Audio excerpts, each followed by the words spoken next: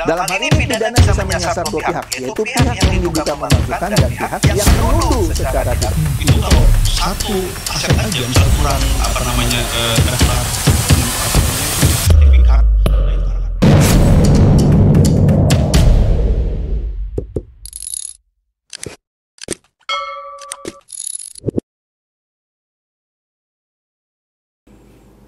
Halo Bapak Ibu, saudara-saudari sekalian, lovers and haters, salam cerdas Indonesiaku. Jumpa lagi kita pada kesempatan kali ini.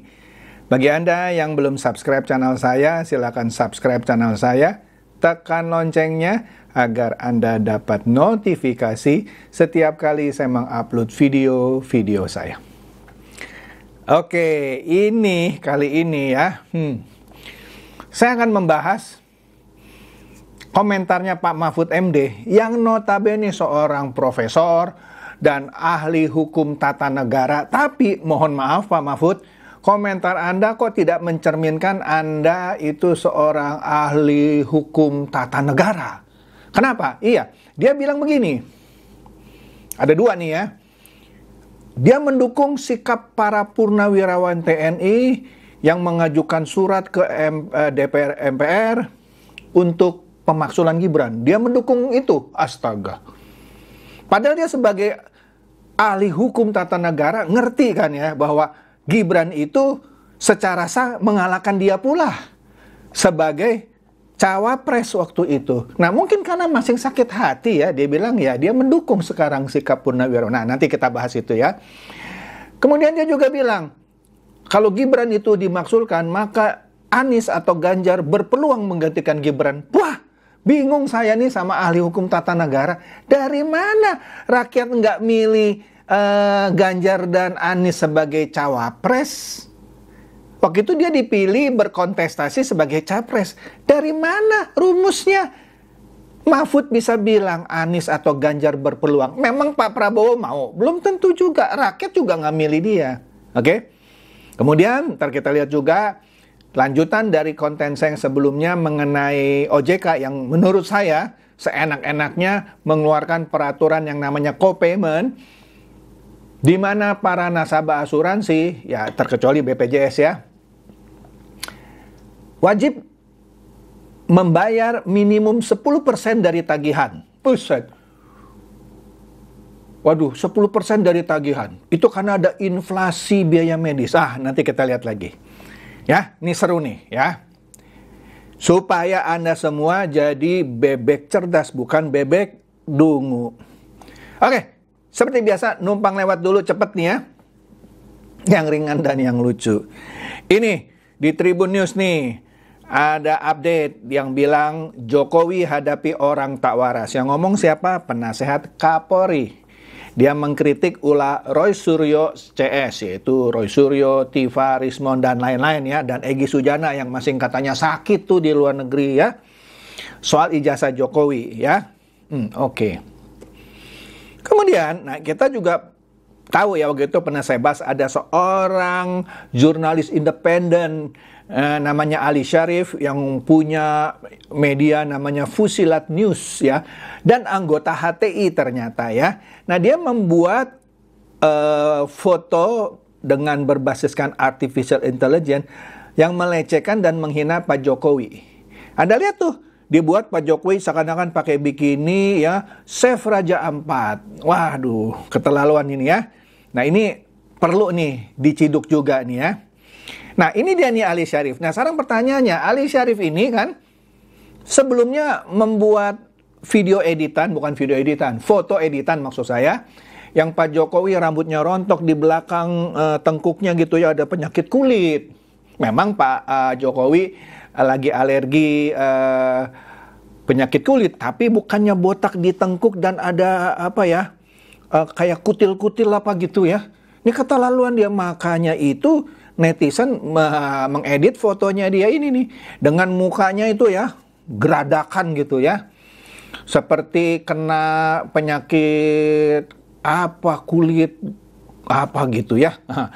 Ini dia nih Ali Syarif, dedengkot HTI ya, pemilik Fusilat News, Duda Karatan. Wah mantap ini. Nah ini juga nih salah satu Kadrun nih ya, waduh, wajahnya seram ini ya. Namanya Maria Alkaf. Ini cuitan dari Partai Sosmed ya. Ya tadi termasuk orang-orang nggak waras gitu ya. Kemudian, kan lagi ribut nih soal Raja Ampat, penambangan nikel. Panjang lah, saya belum mau masuk ke sana dulu ya. Yang saya sudah katakan sampai saya dapat semua datanya komplit, baru saya ulas nanti. Nah, salah satu yang diributkan orang, ada kapal yang depannya singkatannya nama Pak Joko Widodo, yaitu JKW. Ini contohnya nih ya, JKW Mahakam 5. Kemudian orang menenggarai ini punyanya Pak Jokowi. Gue udah bilang nih, kalau seorang pejabat, apalagi presiden, mau cawe-cawe punya bisnis ngumpet-ngumpet, ngapain nama kapalnya dipakai inisial dia? Seakan-akan mau ngasih tahu orang. Justru kalau pejabat, bahkan ini bekas presiden, nggak mau dong orang tahu dia ada di situ, ya dong. Nah, itu dicocokologi bahwa itu miliknya Jokowi. Nah, sekarang kita lihat ya, ada mobil tinja, di bawahnya ada singkatan ARB. Nah, pertanyaannya, apakah itu punyanya Anies Rashid Baswedan? Jadi, tukang memaki bilang, mending Jokowi disebut punya kapal, ya kan? Daripada Anies Rashid Baswedan, ARB, punya mobil sedot tinja. Gimana? Kemudian ada video, nggak usah saya puter deh. Ada mantan jenderal namanya siapa, saya nggak peduli deh ya. Yang ditenggarai menggandeng HTI dan FPI mau mengkudeta Pak Prabowo. Dia juga di situ pidatonya berkoar-koar, wah kenceng gitu ya. Mau menciptakan kerusuhan 98. Ingat dong, ada kerusuhan tahun 98, jilid 2 katanya. Waduh, ini ajakan makar ini ya. Tangkap aja ya, tangkap aja. Ini kita masuk. Kompas nih ya. Ya, beberapa hari lalu ada berita yang mana Pak Mahfud sebut bahwa langkah Purnawirawan TNI usulkan pemaksulan Gibran sah dan elegan. Astaga, seorang profesor dan ahli hukum tata negara pula ngomong begini. Saya mau tanya, kalau Mahfud MD masih jadi Menko Polhukam di kabinetnya Prabowo, nggak mungkin dia ngomong gini. Taruhan sama saya, pasti dia ngomong, itu surat dari Purnawirawan TNI tidak berdasar misalnya. Karena toh MK gitu ya sudah memutuskan bahwa Gibran sah sebagai cawapres. Lagi pula PDIP juga waktu itu kan mau ngambil Gibran. Lah, gara-gara Gibran diambil Pak Prabowo, si Mahfud ini diambil sama Ibu Mega jadi wakilnya Ganjar. Nah, dia terima.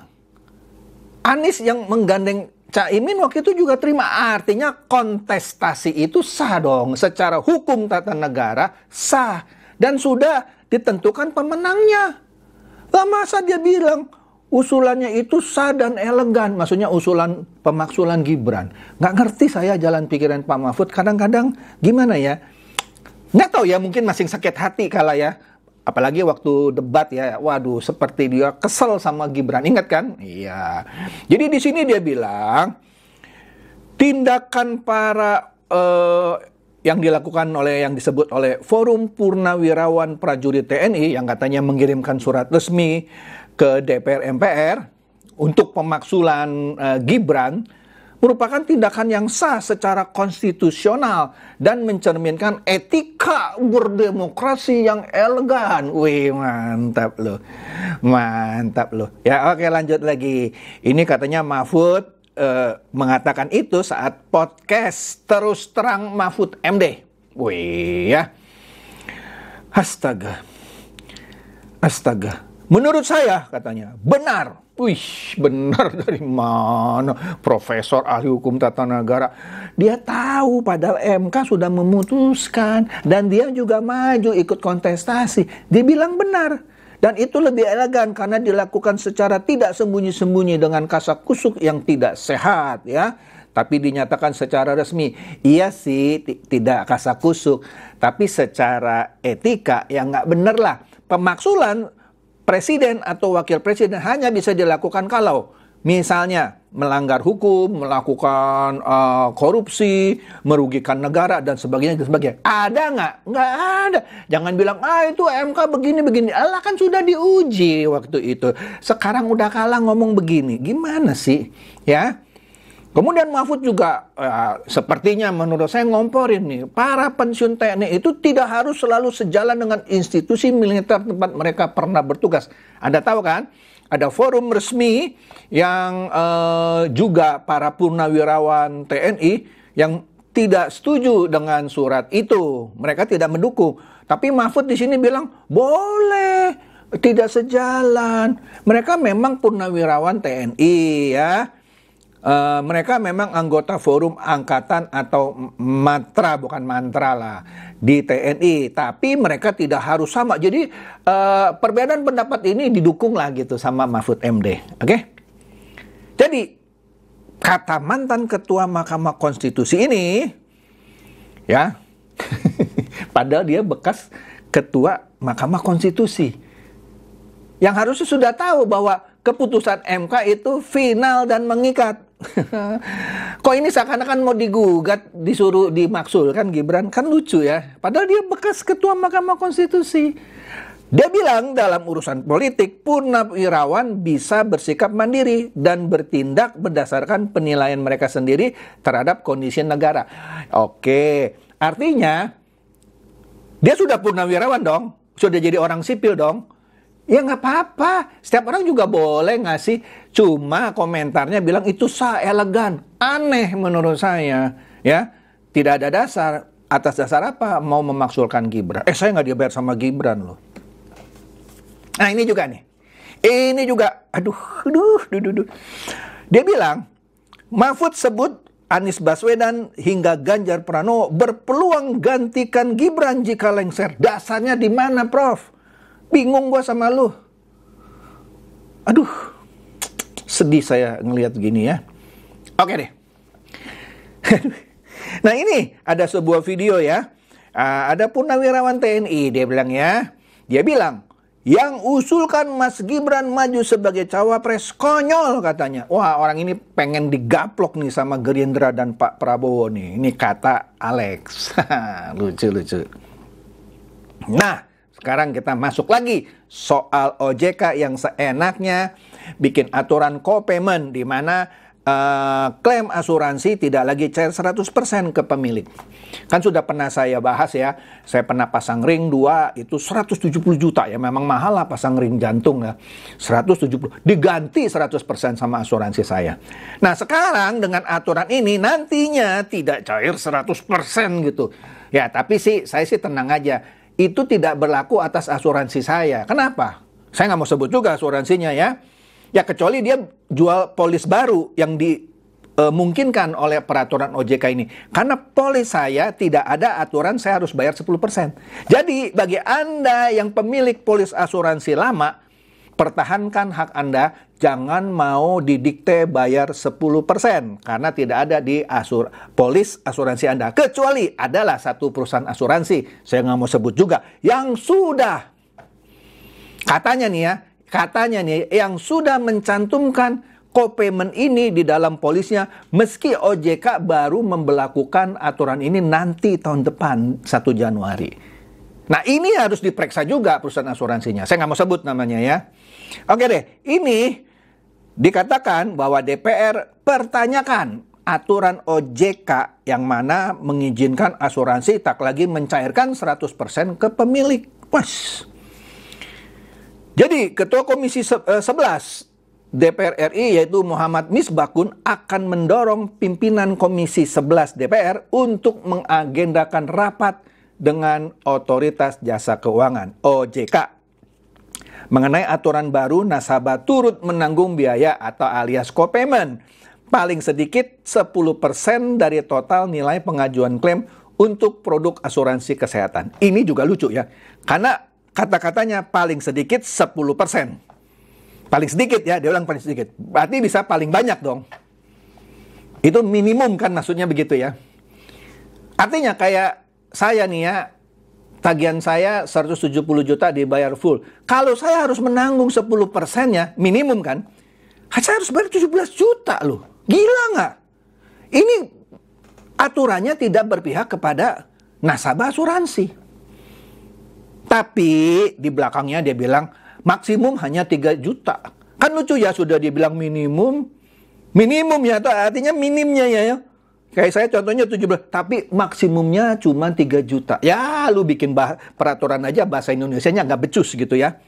Menariknya juga di peraturan itu, dikatakan OJK seperti membiarkan perusahaan asuransi untuk menetapkan batas minimum itu lagi. Gila nggak? Kalau OJK bilang minimum 10%, kalau asuransi bilang 20%. Dimungkinkan sama OJK. Astaga. Katanya, itu gara-gara inflasi biaya medis. Inflasi biaya medis, artinya biaya medis yang makin lama makin mahal. Lah, OJK tahu nggak bahwa setiap tahun ya, COI atau cost of insurance dari asuransi kan naik terus. Bahkan terakhir ini hampir ya, saya nggak bilang semua ya. Saya juga belum melakukan survei. Kebanyakan perusahaan asuransi menaikkan cost of insurance-nya ya. Biaya asuransinya naiknya gila-gilaan. Lah, sudah naik biaya asuransinya gila-gilaan, nasabah disuruh bayar ikut nanggung 10%. Otaknya di mana itu? Makanya jangan mau didunguin. Bahkan saya sudah usulkan ya, udahlah gugat aja ya, class action. Gandeng itu YLKI, Yayasan Lembaga Konsumen Indonesia. Dan juga ada lagi lah Lembaga Pelindung Konsumen. Ada 2 lagi lah, saya lupa namanya. Harus itu. Kalau nggak class action, citizen lawsuit. Kemarin saya sebutnya salah ya, saya bilang civil lawsuit. Nggak, citizen lawsuit. Itu pernah saya lakukan dulu waktu saya udah bilang ya, menggugat fasilitas jalan tol yang nggak pernah beres, tapi naik terus gitu ya. Oke. Nah, dikatakan lagi oleh Miss Bakun, aturan itu belum pernah dibicarakan sebelumnya dengan Komisi 11 DPR. Oleh karena itu, rapat dengan OJK bertujuan untuk mengetahui dasar, alasan, dan argumentasi dari OJK mengenai aturan baru tersebut yang berlaku 1 Januari 2026. Dia mau nanya dong, oh ada inflasi medis, cek dong, kan sudah saya pernah cerita. Ada beberapa rumah sakit yang nakal, sengaja menaikkan biaya perawatan. Nah, ada satu teman saya ya, dia agen asuransi, nggak usah disebut juga lah asuransi apa. Kebetulan dia lawyer. Dia lawyer dan dia punya perusahaan firma hukum. Saudaranya sakit nih. Tagihannya keluar. Nah, ada beberapa item seperti rongsen lah, endoskopi dan segala macam lah misalnya, yang tidak pernah dilakukan tapi ada di tagihan. Nah, karena dia orang asuransi, dia ngerti kan? Dia periksa. Dia bilang, kapan ini saudara gue di rongsen? Nggak ada. Kapan ini di endoskopi misalnya? Nggak ada. Kenapa lu taruh? Hah? Gue tuntut lu. Takut itu yang namanya rumah sakit. Minta maaf. Nah, kayak begini-begini yang harus dipelototin sama OJK. Bukan membebani si masyarakat. Otak di mana itu? Aduh, bukan main. Nah, jadi katanya lagi nih ya, selain co-payment belum pernah dibicarakan dengan Komisi 11, Miss Bakun mendapat informasi bahwa pembayaran klaim asuransi kesehatan mengalami peningkatan signifikan dan memberikan tekanan terhadap kesehatan industri asuransi. Yang saya bilang tadi, kalau klaim asuransi kesehatan mengalami peningkatan, periksa. Kenapa sebabnya? Makin lama makin mahal. Iya dong, beda dengan Malaysia. Ntar saya kasih lihat ya, kesaksian dari Tantowi ya. Beda industri kesehatan di Indonesia dengan Malaysia. Nanti sebentar, jangan bikin malu Indonesia nih ya. Astaga.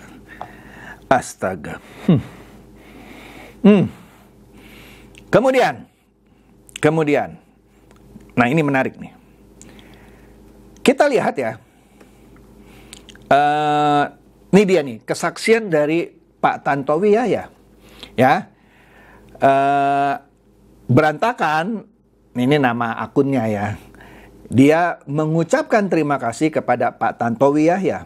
Di mana di sini Anda lihat Pak Tantowi Yahya itu ada di Pineng nih, Penang. Ya. Nah, Pak Tantowi Yahya menjelaskan mengapa 80% pasien di rumah sakit Penang itu berasal dari Indonesia. Karena satu, tingkat akurasi yang tinggi, kecepatan pelayanan yang hanya butuh 4 jam dapat info akurat, tingkat kepercayaan dalam pengobatan, karena dokter yang cepat dan alat yang canggih, biayanya juga murah. Dokter dan perawatnya juga mampu berbahasa Indonesia, pasien tidak merasa diperas. Saya sudah banyak dengar loh, bahwa misalnya operasi A, operasi B, operasi C, kalau dilakukan di Pineng bisa lebih murah dari rumah sakit di Indonesia. Ya, kebetulan saya waktu itu dapat serangannya itu mendadak ya, mau nggak mau ya di rumah sakit di Indonesia. Dan cukup bagus lah menurut saya rumah sakit itu. Nggak usah saya sebut ya, nanti dibilang saya mempromosikan lagi rumah sakit itu. Tapi kalau saya punya waktu, mungkin saya ke Pineng lebih murah. Ya dong. Mungkin asuransinya juga senang kalau saya ke Pineng karena murah, kagak diperas. Jadi saran saya, Komisi 11 atau komisi lainnya lah yang berhubungan dengan kesehatan justru harus ngecek ini. Ada praktek-praktek di rumah sakit yang tidak terpuji, kan sudah pernah saya bahas ya di video saya sebelumnya. Itu. Dan OJK-nya juga harus diperiksa. Kenapa harus nambahin 10%? Ya, kenapa harus membebani si nasabah asuransi? Mestinya dicek dong, kenapa ada inflasi atau kenaikan biaya perawatan? Kenapa? Jangan si pasiennya udah bayar premi, setiap tahun naik juga ininya, cost of insurance-nya. Harus bayar 10% pula. Otak di mana? Gemes saya nih.